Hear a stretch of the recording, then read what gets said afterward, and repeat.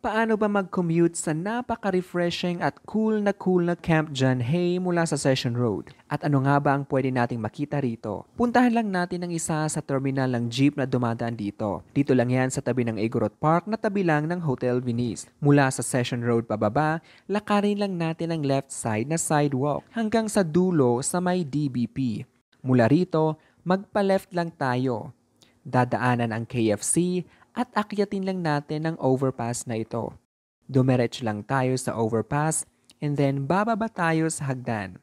And there you go, may mga jeep dito at pumili lang tayo ng dadaan ng John Hay. Ang pinili nating jeep na dadaan ng Camp John Hay ay ang may sulat na Scout Barrio. Ang pamasahe pala ay 13 pesos at may discount sa seniors, students at PWDs. Sabihan lang si Kuya Driver na ibaba sa gate ng John Hay and after more or less 10 minutes, ibababa na tayo ni Kuya sa entrance. Cross lang tayo at pasukin ang arc na ito. Dumiretso lang sa road na ito and feel free to enjoy the coolness of Camp John Hay. Marami kang choices dito para kainan when you're hungry. The roads themselves are so amazing at feel mo talaga na nasa Baguio ka. May mga spaces dito na goods for picnics at may mga nagdi-date na nga dyan. Hindi naman sa naiinggit ako pero bakit parang ganun na rin, Char? At para hindi na ako magsisi sa aking pagpunta rito, naghanap na lang ako ng pupuntahan na I think one of the best din for singles, Char. May pwede kang pag-horse ridingan dito. Meron ding mini golf dito sa may Scout Hill for only 300 pesos. May malawak itong parking space. And may kainan din. Ito palang rates ng amenities ng Scout Hill for your reference. Pumasok din pala tayo sa historical core na mura lang naman ng entrance fee.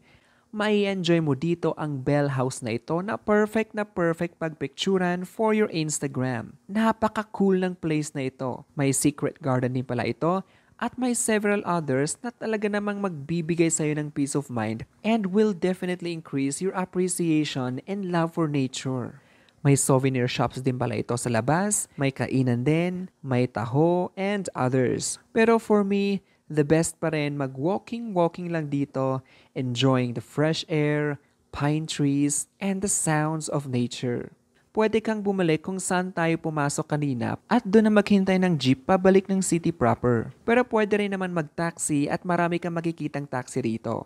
Pero ako, dahil gusto ko pang mag-walking, diniretso ko na dito sa may Forest Lodge, dito sa may golf area, na golfers lang ang pwedeng pumasok, pero pwede namang mag-picture sa tabi. Hanggang dito sa country club kung saan located ang Christmas Village na ino-open tuwing Pasko. Kaya dito na ako sa gate 4 lumabas. May mga guard posts naman na pwede mong pagtanungan for directions. Nilakad ko pala from gate 4 hanggang dito sa Pacdal Circle sa tabi lang ito ng Wright Park. At dito na ako sumakay ng jeep pabalik ng city proper. So that's it, ang ating Camp John Hay Commuter's Guide. Though you have many more things to explore pa sa John Hay, kaya comes na. Please leave a comment kung saan mo pa gustong pumunta for your next Commuter's Guide. God bless and see you next vlog!